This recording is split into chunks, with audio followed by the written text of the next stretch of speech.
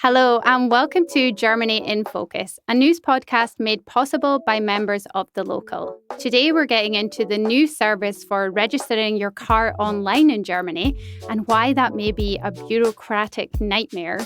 We're explaining why the German government is planning to cut access for higher earners to a parental leave allowance called Elterngeld. With the skilled immigration law reform set to come into force in Germany, we'll be discussing the first changes, which mainly involve the EU Blue Card. Oktoberfest is starting this week. We talk about how important this festival is to Germany and hear from a brewing expert on German beer culture. And lastly, we'll be sharing some regional delicacies from around Germany that you should try or avoid, depending on your taste. I'm Rachel Loxton, and I'm in Berlin today with the fabulous journalists Rachel Stern and Sarah Magill. Hello to both of you. Hi, Rachel. Hey, Rach. Good to be back. Yeah, we're recording this on Wednesday, September 13th. It's your first time back in the booth after summer. How's it all going? Well, yeah, it's great to be back. It still feels like summer, actually, in Berlin. We've had a week of temperatures over 30 degrees, so still enjoying swimming outside, which I think is a first in the second week of September. Yeah, absolutely. I'm enjoying the long summer as well. I was just at an outdoor swimming pool the other day. A lot of them have been extended in terms of their opening hours. So yeah, I'm happy that we're getting a little bit more summer, even if not for climate change. Yeah, definitely. Well, it's lovely to have you both back here today, and I'm excited to talk about all these different topics. But before we get into our discussion, please consider supporting us by becoming a member of The Local. We are an independent media outlet, and your support is what allows us to produce the news and all of the cultural background and practical explainer articles that we talk about on this podcast. If you'd like to join, you can find a link to a special offer for podcast listeners in the show notes, or you can access it directly at thelocal.de/podcast offer. One thing Germany is not known for is allowing people to do things online. But the tide is changing, and some services have or are becoming easier to do online without the need to post something off or go to an office. The latest news is that people can now register their car online in Germany, at least theoretically. In typical Bundesrepublik style, it's not actually working properly in some places, at least so far. Sarah, can you tell us about this new service and how it should work in practice? Yes, gladly. So if you buy a car in Germany, before you're able to drive it, it has to be registered or zugelassen. And until now, you had to do this at an in-person appointment at the car registration office. But as of the 1st of September, as per Germany's new vehicle registration ordinance, this service has now moved online, which means you should now be able to go onto your state's car registration website, enter all your details, and immediately get a temporary registration certificate, which you can then drive your car with while you wait for the official documents to come through per post, which is really great because it means that you can start driving your car straight away, whereas previously you had to wait to get an appointment, which can be difficult, especially in Berlin. Yeah, that's a really big change. Does everyone have to register a car in Germany, Sarah? So the general rule is yes, everyone does have to register their car in Germany. If you're a visiting tourist or a resident with a foreign car, you don't have to register the car for the first 6 months, as long as you have all of your insurance documents and if the car is registered elsewhere in the EU. For cars outside the EU, such as the UK, you might need to pay import duties and tax on the car that you're driving here. But if you are a resident and you buy a new car or buy a second-hand car, or if you just move to a different state, you need to have a new registration document for which you need to register, now apparently online. Really good to know. So, Sarah, you are our resident driving expert on Germany in Focus. You've talked us through your experience of learning to drive in Germany back in an episode released in February this year.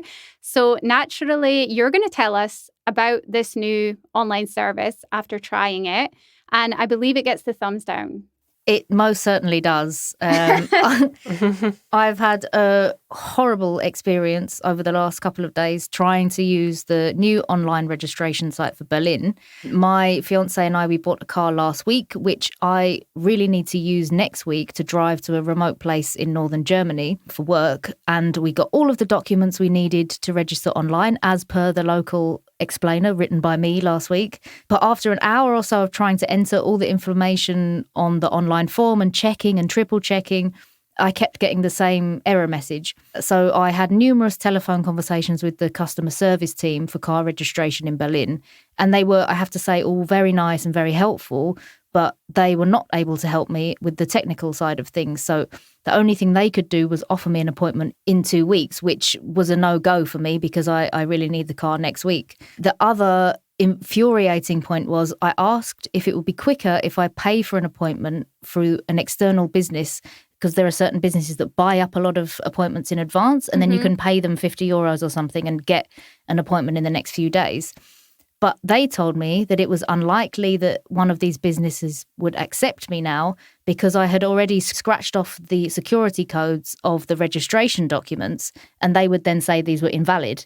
So I'd only done that because I needed that to enter it online, but the online website didn't work. Oh my God. So yeah, it was like after I think I had about 7 conversations with people in the end, wasted at least half a day.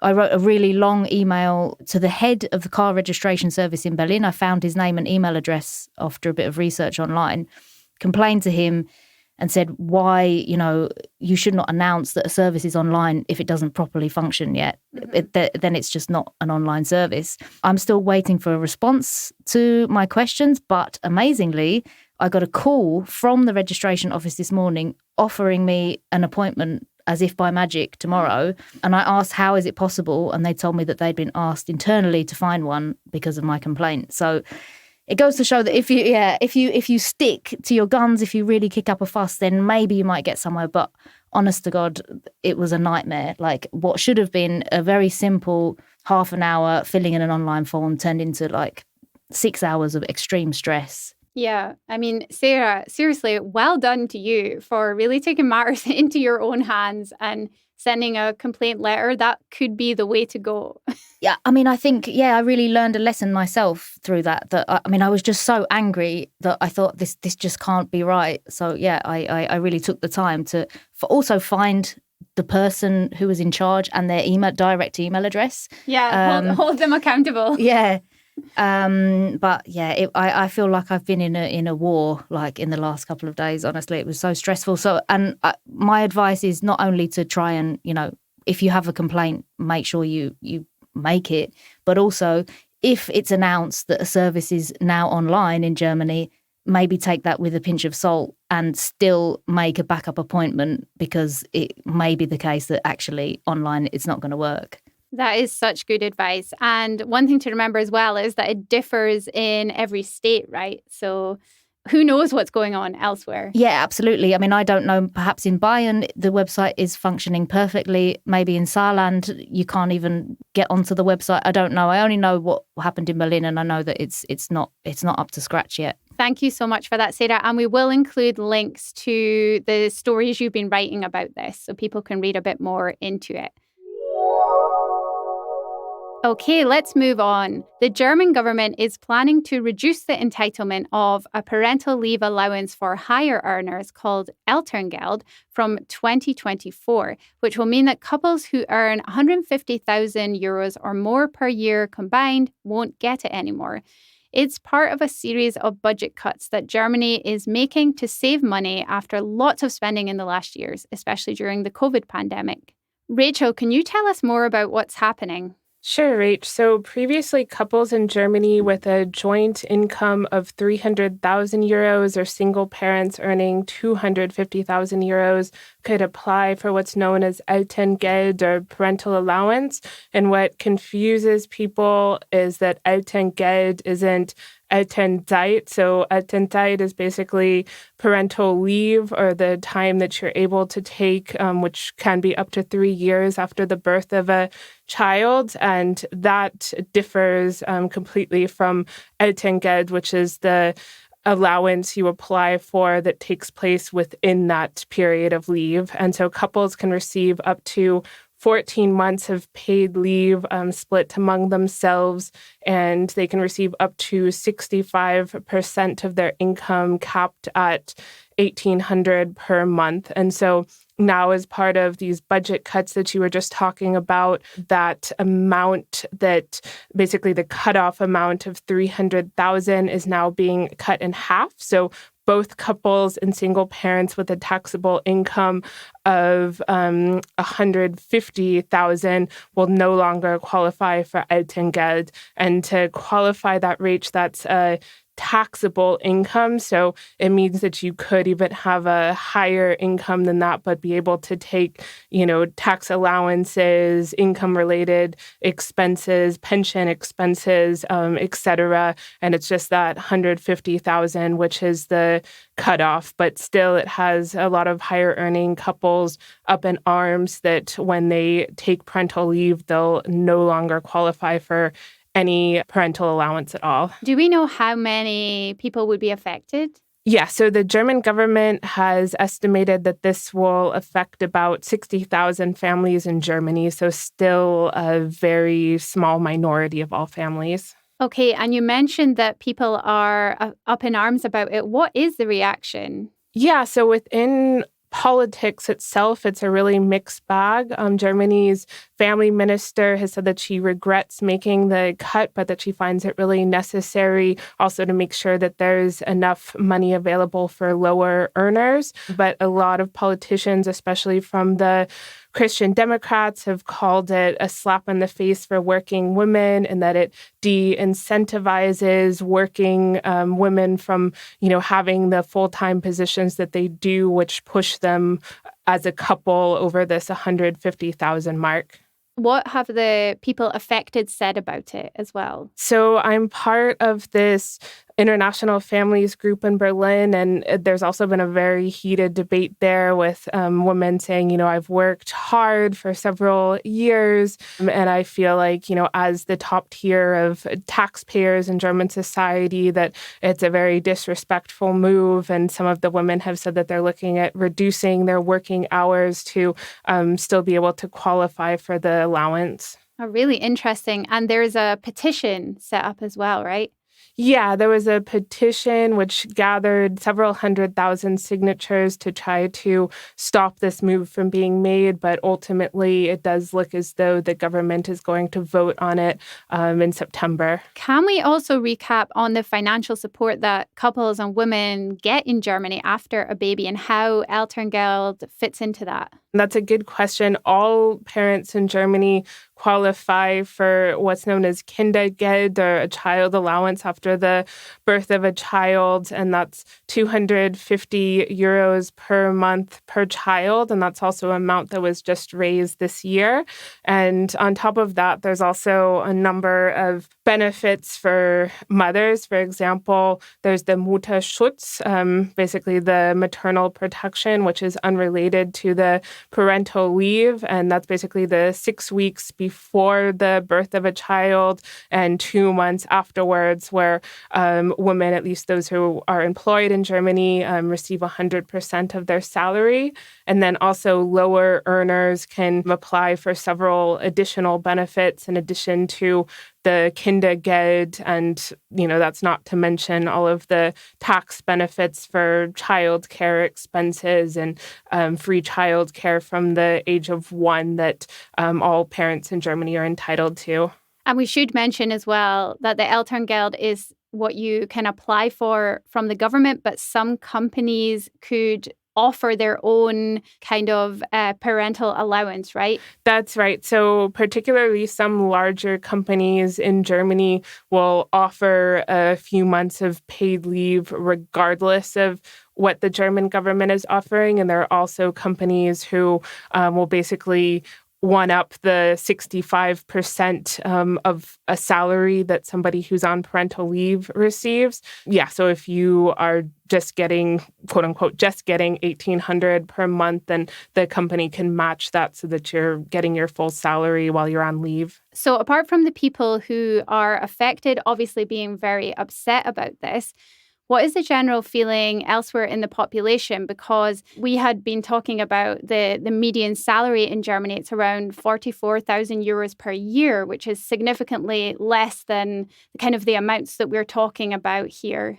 Yeah, that's a good question. So a survey which was commissioned by the Opinion Research Institute, CIVI, actually said that a 2/3 majority of Germans agree with capping the parental allowance. But even just from this group I'm a part of, it's a really heated debate and a really mixed bag of reactions with people who are earning much lower saying, it's more than possible to save up if you're such a high earner, and we don't see what you're complaining about here. And then higher earners also like to point out, yes, it's true that maybe I could set this money aside, but being such a high taxpayer, I should also be entitled to this benefit. And, a lot of politicians have pointed out that Elterngeld was introduced in 2007 as an incentive for more working women and those who are in more professional and academic fields to have children in the first place, because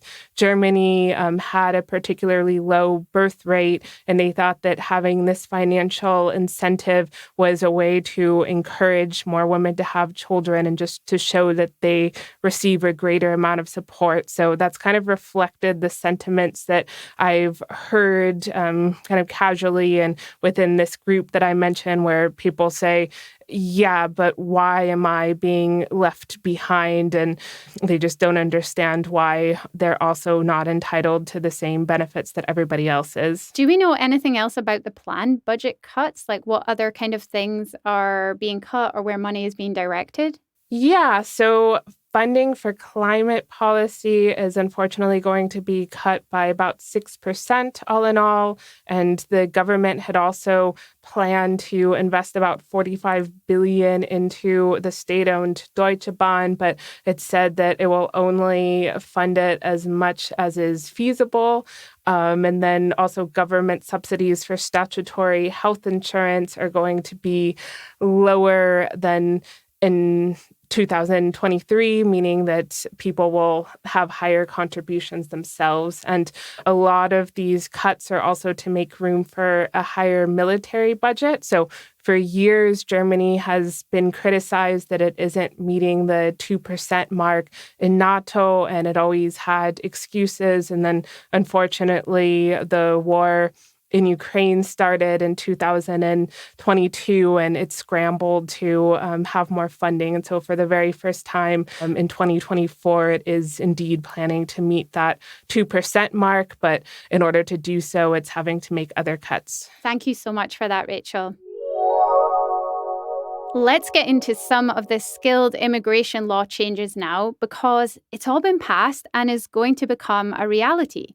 As we've talked about before, Germany is doing a big overhaul of immigration laws to attract more skilled workers from abroad and get more people into the workforce, paying into tax and social security, all of that. And the big news is that it starts to come into force in November, which isn't very far away. Sarah, what are the first changes that we're going to see and who is affected by them? So the first changes that are going to come into effect are those related to blue cards, which is a very popular route for workers from non-EU countries wanting to work in Europe. The new guidelines for EU blue card holders, which are included in the Skilled Immigration Act, have to be implemented by November the 19th under EU law. So this means that people applying for an EU blue card after this date can take advantage of the relaxed rules, including a drastic reduction in the salary threshold to 3,500 gross per month. And it will also be easier for people working in the IT sector, as career experience or skills can be accepted for a blue card without having to have a university degree. Another point that I found interesting is that from November, the link between qualifications and jobs will be eased a bit, meaning that people are not restricted to the jobs they are trained for. Is that correct? Yeah, as far as we understand so far, yes. It's not entirely clear what that means, but as far as we know from November, the current restriction that people can only get a job in the same area of their professional qualification, so degree or vocational qualification, will be relaxed. So they won't necessarily have to work in the area that they've got their degree in. unless they work in one of the regulated sectors, for example, as a doctor or a nurse or as a teacher. This is just one part of it. There's a lot more coming next year when it comes to immigration law changes, right? Yeah, there's a lot of changes coming up. We'll be seeing the new opportunity card, a points-based visa coming into force. Skilled workers will be able to enter Germany and then carry out the recognition procedures for their qualifications while they're here. The rules around working as a student will be relaxed, and foreigners with certain types of residence permit will be able to bring their parents and step-parents to Germany. And these changes are all expected to come in around next March. Good stuff. Thanks for that, Sarah. We will definitely talk more about all of these things in another episode. I do have to say that some of it is quite confusing. So we're trying to figure it all out and get in touch with the German government and get some clarity on stuff. For example, the qualifications being eased is a little bit confusing at this stage. Yeah, and another thing I would say, given my experience with the online driving registration, I would say don't hold your breath and expect that everything is going to start working straight away in mid-November. I would maybe have a bit of patience. That is a good point. Yeah, German bureaucracy has a tendency to function at a snail's pace, so be prepared. So true. The annual and much-loved beer festival, Oktoberfest, is returning to Munich on Saturday, September 16th.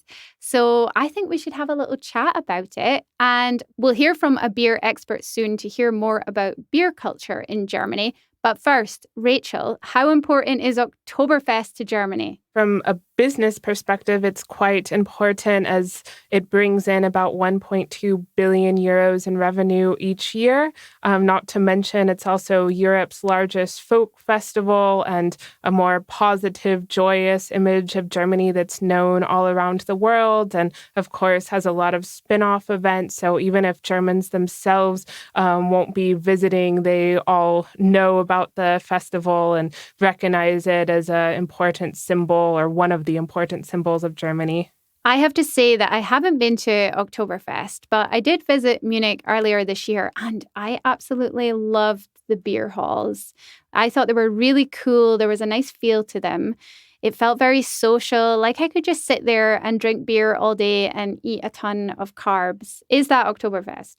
Yes and no. So I have to admit that I have been to the festival twice, once with a friend visiting from California who wanted, quote unquote, the German experience. And so we traveled down to Munich and we didn't have a reservation at one of these beer tents, which you usually have to reserve months in advance. So funny enough, we spent the whole Oktoberfest in a wine tent, which actually exists. But it was also pretty fun sipping regional wine and just visiting the festival itself, which has a lot of different rides. It has a variety show. There's a lot of after parties in the area too, where people even go in their traditional attire. And I should say that the second time around, I did make a reservation months in advance for the beer tent. And yeah, it was, of course, a lot of people sitting around drinking beer, but there was also singing and dancing and a very festive atmosphere. So I don't think I'll return a third time, but I am glad for those two experiences. Oh, nice. Do we have to wear traditional costumes like lederhosen if we go? Yeah, so if something like a Dirndl or, these funny leather pants aren't your thing, then you don't have to. After the post-war period, more and more Germans started to go in casual attire like jeans and a T-shirt. But in the mid-1990s, Munich's mayor actually called for more people to go in traditional costumes, and it started to become fashionable again. And now in the outskirts of the fairground, you'll see tons and tons of stands selling the traditional clothes for relatively cheap. So even if you don't come to Munich with these things, you can easily buy them on the spot. And, when in Munich, why not? Are you a fan, Sarah? I have never been, and I have to say it doesn't really appeal to me. The idea of a crowded tent, being in a crowded tent, drinking loads of beer, listening to Schlager in Munich is not really that appealing. But Rachel makes it sound. Now I'm starting to feel a little bit more tempted. Yeah, I wasn't expecting to like it. I thought that I was being kidnapped and schlepped over there, but in the end, it was a pretty good time. At least once, it's worth it. Thank you so much. Let's hear now from Christina Schönberger, a brewing engineer from BarthHaas, which is the world's largest hop supplier to brewers and is based in Nuremberg in Bavaria.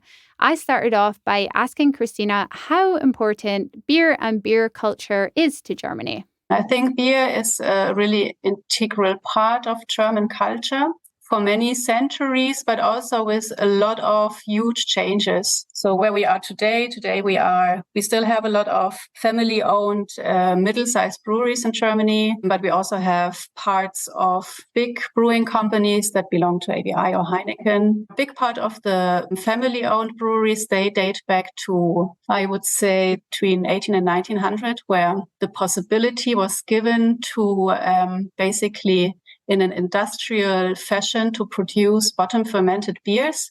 That's where a lot of breweries opened up. We also had a brewery that opened up in 1835, so that was part of that. And then we also still have a couple of breweries that go back to the 10th or 11th or 12th century from monasteries, where you had a lot of monks involved in brewing in a religious context. And also the beer styles, what we have today, it's basically mostly lager type beers, or these are the beer styles in Germany. And then the wheat beer, that is also very famous, specifically in South Germany, that has an interesting story because wheat was also for a time forbidden as a raw material for brewing. So that is only for the last 200 or 300 years that wheat beers have become a part of the German beer culture. Before maybe 13 or 1400, specifically in Bavaria, wine was more important than beer. So really? That is also something a lot of people don't know, that the beer really made his way only 1500, also together with the climate change back then, and then also with the possibility to brew bottom fermented beers.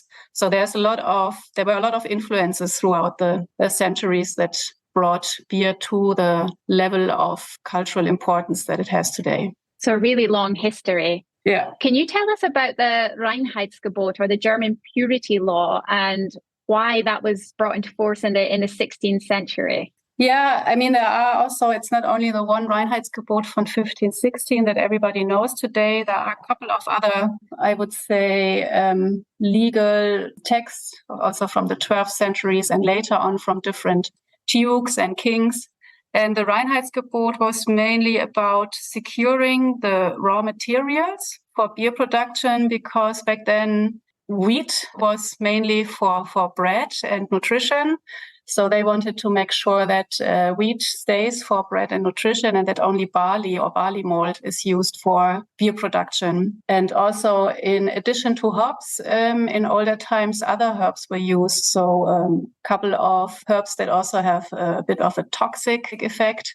So the purity law really was a law to support the product quality of beer, and also to protect the consumers from being intoxicated or being harmed by drinking beer. And it also, of course, relates to taxes, because on all the brewing materials, also taxes had to be paid. And all the different cities and regions, beer was a big consumer product that brought in a lot of money to the different areas. So that all goes into the purity law from 1516. And can you remind me, Christina, what are the ingredients of this purity law? It's hops, water, what's the other one? Barley? Yeah, that's all. It. Yeah, so back then they didn't know about yeast. So they couldn't really explain in the purity law how the alcohol actually develops. So that's why they only refer to the main ingredients and water. And it took a couple of 100 years to understand what the yeast is doing, or what the microorganisms in general are doing in that process. That's why it's not included. Do you think there's still a place for the Reinheitsgebot today? Yeah, actually, I worked for the Brewers Association for a year, and it's a question that is always a part of my life somehow, because I work for an international hops company and we sell different products, and a couple of these products are not in accordance with the Reinheitsgebot or with the purity law as the vorläufige Biergesetz, as it is important now. Still, these hop products are 100% hop-derived and natural, but still they cannot be used. So I think the idea of the purity law is great, to use specific ingredients and make sure that the process follows certain aspects. I would like it better if it would be more open in terms of including other natural ingredients and also process-wise, because it is really detailed, the vorläufige Biergesetz. It's a bit too strict for my personal view. On the other hand, it's really good because then everybody can read the law and can be sure when he's drinking a beer that he purchased in Germany, he knows exactly what has happened and what hasn't happened. From beer and Bavaria's Oktoberfest, we slide effortlessly into regional food. Let's finish off today by talking about some interesting snacks from across Germany. Sarah, what do you want to tell us about? So I'm waving the flag for the amazing Spreewald pickles, which are from, unsurprisingly, Spreewald in Brandenburg. And I'm mentioning these because they're just such a delicious natural delicacy from this really magical little place not that far from Berlin. I mean, you do have to be a fan of pickles in the first place to appreciate them. But the ones that grow there in Spreewald are particularly crisp and tangy. And if you go to Spreewald, they're very proud of this local produce. You can find pickle ornaments, even pickle-flavoured lemonade, which is actually surprisingly quite tasty. Yeah, and even pickle ice cream. I did enjoy that, I must admit. Amazing. Rachel, what do you have for us? So I really liked the grüne Soße, or the green sauce that you can find in Frankfurt. And it's basically this flavorful sauce of sour cream, yogurt, fresh herbs, all combined together with a sort of creamy yet tangy consistency. And I am a vegetarian, so not able to try a lot of the German specialties, but I'm definitely not vegan. So I very much enjoy this sauce the traditional way over potatoes or eggs. And it's also quite easy to make at home. That sounds delicious. Okay, guys, I actually have a special treat for you today. So I don't know if we can call this quite a regional delicacy, but I'm holding in my hand a tub of Nudossi, which was East Germany's answer to Nutella, the hazelnut spread from Italy. So during the separation of East and West Germany, there was a lot of products that you couldn't get in communist East Germany. And so in the 1970s, this Nudossi came out. And basically, after reunification, it was done away with, but then it was brought back due to demand, I guess, in, I think, 1999. So do you guys want to try it? Oh my God, yes, definitely. I would love to. Okay, so you take a spoon. This is a live taste test. Wow. Okay, so, oh wow, it's so hot in here that might have melted a little bit, but here you go, Sarah, you can take it. So it comes with like a red lid, so it's very kind of iconic. Wow, it smells very strongly of nuts. It's got 36% hazelnuts. By the way, I'm not advertising this, even though it sounds like it. Do you like it? It's really nice. Yeah, it is very much like Nutella, but it's more it's like the nutty component is stronger. It's richer. Rachel, are you okay? Did you spill it? It's very messy. I think we need to get a napkin in the booth. we do need a napkin. But it's very good. Do you like it? Yeah, instead of one of these got milk campaigns or get milk campaigns, you should have a get Nudossi, because I would be like that person with chocolate all over my face advertising it. Exactly. Well, you're doing it right. If you've got chocolate spread all over your face, that's the way to enjoy it, that's right? That's the sign of enjoyment. Exactly. But I do love some of these kind of various foodstuffs that you see that used to be in East Germany, but now they've survived the reunification. Yeah, I'm definitely going to buy this now.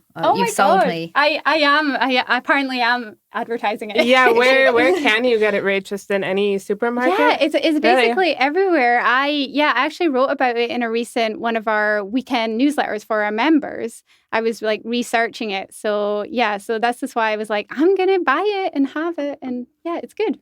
Yeah, thank you. Yeah, you sold me. You're welcome. I hope that was a nice pick-me-up. That's it for this week. A big thank you to all our listeners. As always, we will add links in the show notes for the stories we've been talking about. It would really mean a lot to us if you hit follow, left a rating or a review wherever you listen to your podcasts, especially if you enjoyed it. This week's panelists have been Rachel Stern and Sarah Magill. Our guest was Christina Schönberger, and our sound engineer is Rhys Edwards. We hope you enjoyed listening, and we'll be back next week. Until then, take care.